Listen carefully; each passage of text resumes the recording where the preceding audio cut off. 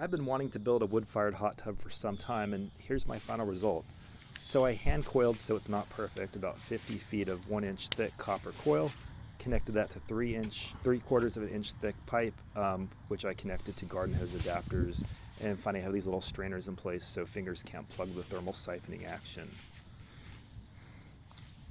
The heating apparatus is designed to, it's based on a little fire pit. It's designed to easily be disconnected by removing those little garden hose adapters, and then I can roll the 6-foot diameter hot tub wherever I want. This tub, I think, completely full would be about 390 gallons. It's not quite full, so maybe I have 340, 350 gallons here. I started with filling this from scratch. The groundwater temperature was maybe 75 degrees. Today was overcast. There's the thermal siphoning in action. Today was overcast, maybe peaking at 86 degrees Fahrenheit.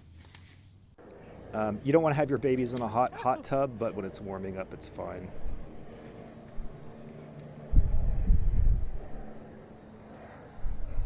So after about 3.5 hours, it was about as hot as a nice bath.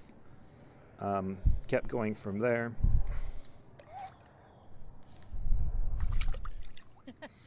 And here we are. My peak temperature was around 40 degrees Celsius, which would be 104 degrees Fahrenheit after 4 hours.